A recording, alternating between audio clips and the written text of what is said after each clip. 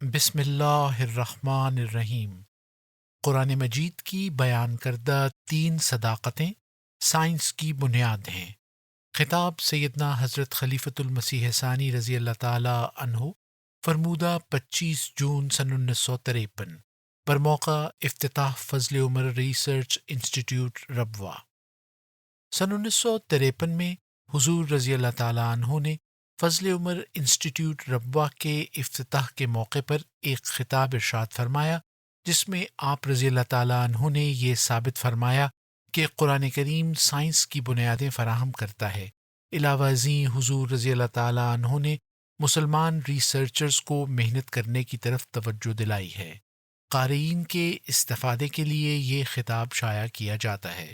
ادارہ: اپنے اندر قرآنی روح پیدا کرو، زیادہ محنت اور زیادہ وقت لگا کر کام کرنے کی عادت ڈالو، تب بہت سی چیزیں جو دنیا کے لیے ناممکن ہیں تمہارے لیے ممکن ہو جائیں گی۔ تمہارے سامنے کائنات عالم کی کوئی دیوار بند نہیں۔ تم جس طرح بڑھنا چاہو، اللہ تعالیٰ کی نصرت تمہارے لیے دروازہ کھول دے گی۔ تشہد، تعوذ اور سورہ فاتحہ کی تلاوت کے بعد فرمایا، 8 سال ہوئے میں نے قادیان میں ریسرچ انسٹیٹیوٹ کی بنیاد رکھی تھی۔ وہاں پر اس کا کام شروع ہو گیا تھا، لیکن سن 1947 کے انقلاب کے بعد ہمارے پاس ریسرچ انسٹیٹیوٹ کے لیے کوئی جگہ نہ تھی۔ میں نے ایک دوست کو تحریک کی کہ وہ ریسرچ انسٹیٹیوٹ کے ربوہ میں بنانے کے لیے 1 لاکھ روپیہ جمع کریں۔ 1 لاکھ میں جمع کر دوں گا۔ ابھی تک تو اس بارے میں تحریک نہیں کر سکا کیونکہ جماعت کے سامنے اور بہت ساری تحریکات ہیں، لیکن اس دوست نے 52,000 روپے کے قریب جمع کر دیا ہے، جس سے یہ عمارت تیار کی گئی ہے۔ اگر بقیہ رقم بھی جمع ہو گئی تو انشاءاللہ العزیز وسیع پیمانے پر کام جاری ہو جائے گا اور بلڈنگ بھی مکمل ہو جائے گی۔ سردست انسٹیٹیوٹ میں 5 ریسرچ اسکالرز کام کر رہے ہیں۔ یہ ایک حقیقت ہے کہ جس آسمانی کتاب نے کائنات عالم پر غور کرنے کی طرف سب سے زیادہ توجہ دلائی ہے وہ قرآن کریم ہے۔ دنیا کی کوئی آسمانی کتاب ایسی نہیں جس نے انسان کو کائنات عالم پر غور کرنے کا اس طرح واضح حکم دیا ہو جس طرح قرآن کریم نے دیا ہے۔ قرآن مجید نے اس بارے میں 3 بنیادی امور بیان فرمائے ہیں۔ اول، اللہ تعالیٰ فرماتا ہے کہ اس دنیا کی تمام چیزیں مرکب ہیں، کوئی چیز مفرد نہیں ہے، سب اشیاء میں ترکیب پائی جاتی ہے۔ فرمایا، وَمِن كُلِّ شَيْءٍ خَلَقْنَا زَوْجَيْنِ، سورہ الذریات، آیت 50۔ دوم، قرآن کریم کہتا ہے کہ اشیاء کی وہ ترکیب ہر وقت عمل یعنی ورک کر رہی ہے، یعنی اس کے نتائج کا ایک سلسلہ جاری ہے۔ اللہ تعالیٰ فرماتا ہے، کُلَّ یومٍ ہُوَ فِی شَأْن، سورہ رحمان، آیت 30، کہ اللہ تعالیٰ ہر وقت نئی شان اور ترکیب کے ساتھ تجلی فرماتا ہے، جس کے یہ معنی ہیں کہ کائنات عالم کی تمام چیزیں اس کی اس تجلی سے متاثر ہوتی ہیں، اور ان مرکب اشیاء کا سلسلہ کسی جگہ پر ٹھہر نہیں جاتا بلکہ آگے ہی آگے چلتا ہے۔ گویا ہر وقت نئے نتائج پیدا ہو رہے ہیں۔ الف اور بے سے جیم پیدا ہوتا ہے اور جیم اور دال کے ملنے سے سین پیدا ہوتا ہے۔ غرض اسی طرح ایک لامتناہی سلسلہ جاری ہے۔ سوم، قرآن کریم کہتا ہے کہ ان تمام اشیاء اور ان کی ترکیب اور اس ترکیب سے پیدا ہونے والے نتائج کے اسرار کو معلوم کرنا تمہارا کام ہے۔ اس کام کو سر انجام دینے والے ہی اللہ تعالیٰ کے نزدیک عقل مند ہیں۔ الذین یتفکرون فی خلق السماوات والارض ربنا ما خلقت ھذا باطلا سبحانک فقنا عذاب النار، سورہ آل عمران، آیت 152۔ وہ لوگ جو آسمان و زمین کی پیدائش کے بارے میں سوچتے رہتے ہیں اور بالآخر اس نتیجے پر پہنچتے ہیں کہ اے خدا، تو نے اس کارخانے کو بے حکمت پیدا نہیں کیا، تو پاک ہے اور ہمیں جہنم کے عذاب سے بچا۔ پھر قرآن مجید بھی وعدہ کرتا ہے کہ جو لوگ قوانین الہی میں غور کریں گے اور کائنات عالم کی حکمتوں کو سوچیں گے، ان پر ان کے اسرار ضرور کھولے جائیں گے، اور دنیا کے ذرے سے لے کر خود خدا تعالیٰ تک ان لوگوں کے لیے کامیابی کا رستہ کھلے گا۔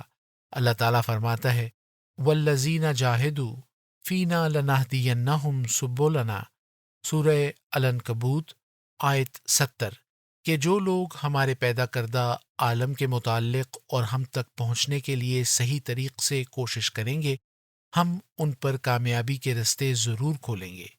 یہ تین اہم صداقتیں ہیں جن کا قرآن کریم اعلان کرتا ہے اور مسلمانوں کو ان کی طرف توجہ دلاتا ہے، اور یہی تین امور سائنس کی بنیاد ہیں۔ ان حالات میں کس قدر تعجب کی بات ہوگی کہ مسلمان کائنات عالم سے غفلت اختیار کریں۔ دنیا میں مختلف خیال کے لوگ بستے ہیں۔ بعض لوگ تو یہ خیال کرتے ہیں کہ دنیا کی طرف توجہ کرنا مذہب کا کوئی حصہ نہیں، بلکہ ان کے نزدیک دنیا سے بے توجہ رہنا مذہبی آدمی کے لیے ضروری ہے، جیسا کہ بدھوں کا خیال ہے یا عیسائیوں کے بعض فرقے سمجھتے ہیں۔ بعض لوگ دنیا کو صرف دنیا کے نقطۂ نگاہ سے دیکھتے ہیں اور اس کو ہی اپنا منتہائے مقصود سمجھتے ہیں۔ بعض ایسے لوگ بھی ہیں کہ وہ کائنات عالم پر غور کرتے ہیں اور بعض ایجادات بھی ایجاد کرتے ہیں، لیکن ان کے مذہب نے انہیں اس بارے میں کوئی ہدایت نہیں کی۔ ان کے مذہب اس پہلو سے سراسر خاموش ہیں۔ انہوں نے یہ طریق اپنے لیے از خود ایجاد کر لیا ہے۔ لیکن قرآن کریم تو مسلمانوں کو نہ صرف کائنات عالم پر غور کرنے کی طرف توجہ دلاتا ہے، بلکہ وہ اس کام کو مذہب کا ایک حصہ قرار دیتا ہے اور اس کوشش کے نتیجے میں ثواب اور روحانی بدلے کی امید دلاتا ہے۔ اگر مسلمان اس پہلو سے غفلت اور سستی کریں تو وہ صریح طور پر قرآن کریم کے احکام سے منہ پھیرنے والے قرار پائیں گے۔ جو لوگ صحیح طور پر کائنات عالم پر غور کرنے والے ہیں وہ بڑی محنت سے کام کرتے ہیں۔ میں نے بہت سے سائنسدانوں کے حالات پڑھے ہیں۔ وہ بڑے انہماک سے 12 گھنٹے تک کام کرتے ہیں اور پھر شاندار نتائج پیدا کرتے ہیں، لیکن مسلمان بالعموم 5-6 گھنٹے کے کام کو بہت زیادہ سمجھتے ہیں۔ میں نے دیکھا ہے کہ لوگ اسی لیے اپنے کام کی رپورٹ کرنے اور ڈائری لکھنے سے گھبراتے ہیں۔ تبلیغی کام کرنے والے اور ریسرچ کا کام کرنے والے اگر اپنے کام کی ڈائری لکھیں تو اس سے انہیں صحیح طور پر احساس ہو جائے گا کہ انہیں کتنا کام کرنا چاہیے تھا اور انہوں نے کتنا کیا ہے۔ سست لوگ اس بارے میں عذر کیا کرتے ہیں کہ ہم نے کام کرنا ہے یا ڈائری لکھنا ہے۔ ڈائری لکھنے اور رپورٹ کرنے میں وقت ضائع ہوتا ہے۔ یہ عذر در حقیقت نفس کا دھوکہ ہوتا ہے۔ ڈائری وہی لکھ سکتا ہے جو صحیح طور پر کام کرتا ہے، اور جو شخص کام نہیں کرتا وہ ڈائری لکھنے سے گریز کرتا ہے۔ ہمارا دنیا سے بہت بڑا مقابلہ ہے۔ ہماری یہ ریسرچ انسٹیٹیوٹ دنیا کی لیبارٹریوں اور ریسرچ انسٹیٹیوٹوں کے مقابلے میں بلحاظ اپنے سامان اور کارکنوں کے کوئی حیثیت نہیں رکھتی، لیکن یاد رکھنا چاہیے کہ اصل کام یہ ہے کہ انسان میں اپنی ذمہ داری کو ادا کرنے کی روح پیدا ہو جائے، اور یہ روح محنت اور ایثار سے پیدا ہوتی ہے۔ جب ہمیں یہ معلوم ہو کہ ہم نے بہت بڑے دشمن سے مقابلہ کرنا ہے تو ہمارے اندر کام کرنے کی روح بڑھ جائے گی۔ ہمارے اس مقابلے کی بنیاد روپے پر نہیں ہے۔ دنیا کے مقابلے میں ہمارے پاس روپیہ ہے ہی نہیں۔ نپولین کا قول ہے کہ ناممکن کا لفظ میری ڈکشنری میں نہیں ہے۔ اس کے یہ معنی تھے کہ نپولین کسی کام کو ناممکن نہیں سمجھتا تھا۔ ہاں، وہ اسے مشکل ضرور سمجھتا تھا اور پھر ہمت سے اس کام کو سرانجام دیتا تھا۔ دنیا میں بہت سے لوگ ایسے گزرے ہیں کہ وہ اپنی اولوالعزمی سے سامانوں کے مفقود ہونے کے باوجود کامیابی کا راستہ نکال لیتے ہیں۔ حضرت مسیح موعود علیہ الصلاۃ والسلام کی بعثت کے وقت مسلمانوں پر جو غفلت اور جمود کی حالت طاری تھی، اس کو بیداری سے بدلنا ناممکن سمجھا جاتا تھا، لیکن آپ علیہ السلام نے مسلمانوں کے اندر امید کی کرن پیدا کر دی اور انہیں بیدار کر دیا۔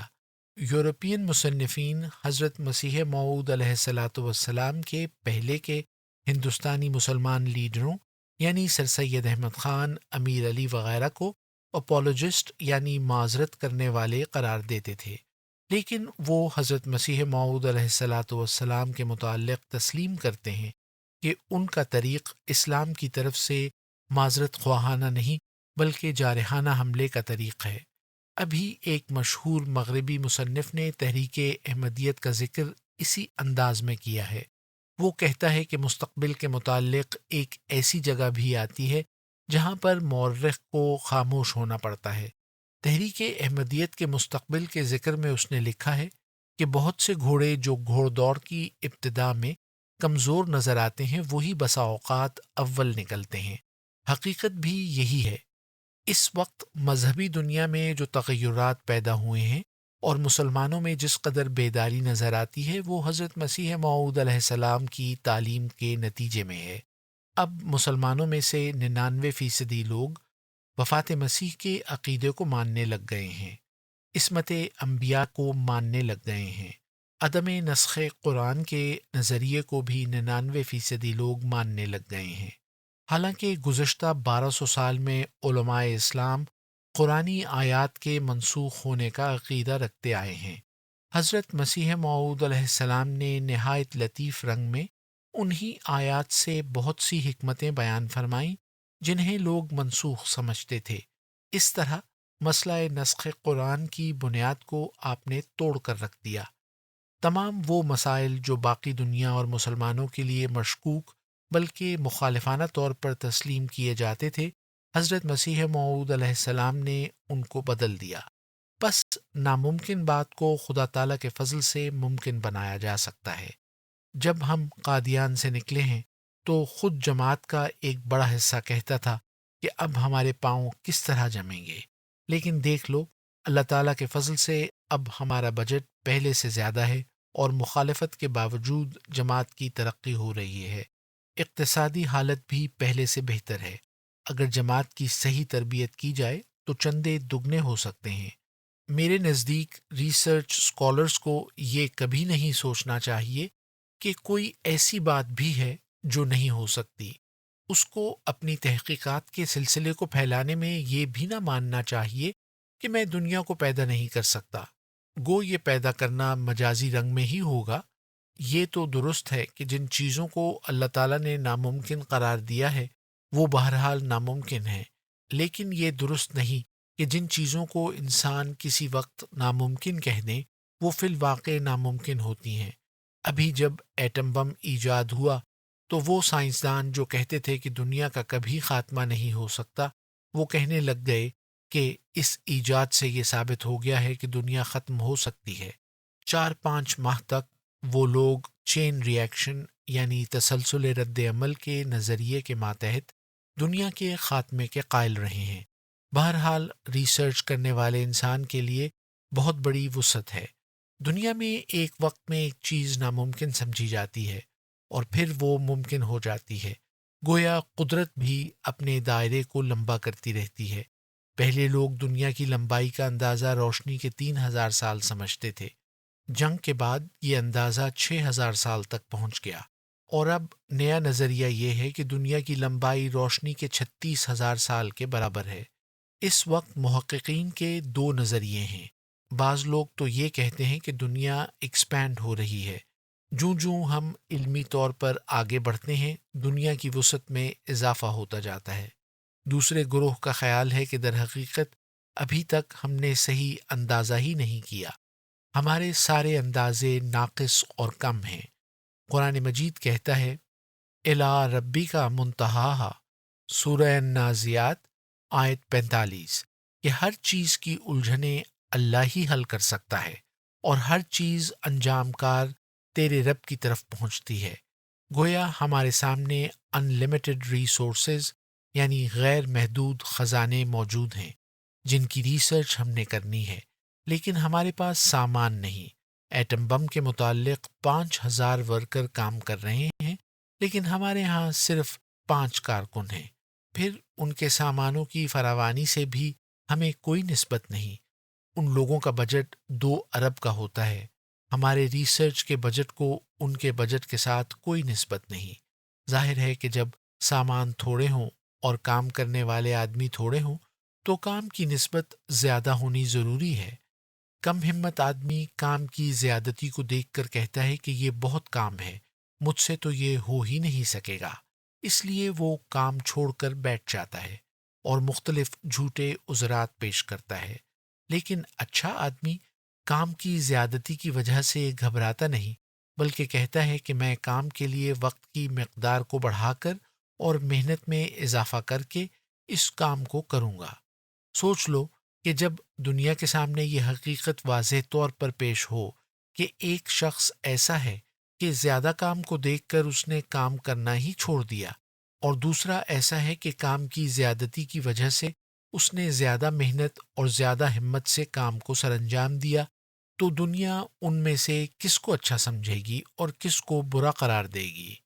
صحابہ رضوان اللہ علیہم کی کامیابی تو خاص خدائی نصرت کا نتیجہ تھی۔ دنیاوی طور پر بھی بعض لوگ ایسے گزرے ہیں کہ جنہوں نے بظاہر ناممکن کاموں کو ممکن کر دکھایا۔ سکندر، چنگیز خان، تیمور، بابر اور ہٹلر وغیرہ ایسے ہی لوگ تھے۔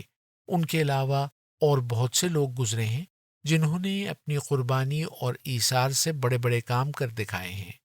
ترکی کی گزشتہ جنگ میں ایک کرنیل کا واقعہ میں نے پڑھا ہے کہ ایک قلعے کی فتح کرنے کے لیے وہ اپنے ساتھیوں سمیت پہاڑی پر چڑھ رہا تھا کہ درمیان میں اسے گولی لگی اور وہ زخمی ہو گیا۔ اس کے سپاہی محبت کی وجہ سے اس کی خبر گیری کرنے کے لیے بڑھے، مگر اس نے کہا کہ تم لوگ مجھے ہاتھ مت لگاؤ، وہ سامنے قلعہ ہے جس کا فتح کرنا ہمارا مقصد ہے۔ جاؤ اس قلعے کو فتح کرو، اگر فتح کر لو تو اس قلعے کے اوپر میری لاش کو دفن کرنا، ورنہ اسے کتوں کے کھانے کے لیے چھوڑ دینا۔ اس کے اس جذبے کا اس کے ساتھیوں میں وہ اثر ہوا کہ سب نے نہایت ہمت کے ساتھ جنگ کی اور قلعے کو فتح کر لیا۔ بس دنیا میں کوئی کام ناممکن نہیں، صرف وہی کام ناممکن قرار دیا جائے گا جسے ہمارا خدا ناممکن قرار دے۔ لیکن جیسا کہ میں نے بتایا ہے، قرآن کریم نے کائنات عالم کے رازوں کو جاننے کی طرف خود توجہ دلائی ہے اور وعدہ کیا ہے کہ جو لوگ صحیح روح سے اس رستے میں کام کریں گے وہ ضرور کامیاب ہوں گے۔ بس میں اس انسٹیٹیوٹ کے افتتاح کے وقت توجہ دلاتا ہوں کہ اپنے اندر قرآنی روح پیدا کرو، زیادہ محنت اور زیادہ وقت لگا کر کام کرنے کی عادت ڈالو، تب بہت سی چیزیں جو دنیا کے لیے ناممکن ہیں تمہارے لیے ممکن ہو جائیں گی۔ تمہارے سامنے کائنات عالم کی کوئی دیوار بند نہیں۔ تم جس طرح بڑھنا چاہو، اللہ تعالیٰ کی نصرت تمہارے لیے دروازہ کھول دے گی۔ تمہارا یہ کام کوئی دنیاوی کام نہیں بلکہ حقیقتاً دینی کام ہے، قرآن مجید کے حکم کی تعمیل ہے۔ اور پھر اس ریسرچ میں حقیقی طور پر کام کرنے والے کارکن سلسلے کے لیے مالی طور پر بہت ممد ہو سکتے ہیں، اور اخلاقی طور پر بھی۔ ان کے زیادہ محنت سے کام کرنے کو دیکھ کر ان کے اس کیریکٹر کا اثر باقی افراد اور خصوصاً تبلیغی کام کرنے والوں پر بھی پڑے گا، اور اسی میں ہماری کامیابی کا راز ہے کہ ہم اللہ تعالیٰ پر توکل کر کے ہمت اور عزم کے ساتھ زیادہ وقت لگا کر اور زیادہ محنت کے ساتھ کام کریں۔ خدا تعالیٰ کی نصرت ہمارے شامل حال ہوگی۔ اللہ تعالیٰ ہمیں توفیق بخشے، آمین۔ الفرقان، جولائی سن 1953، انوار العلوم، جلد 23، صفحہ 469 تا 476۔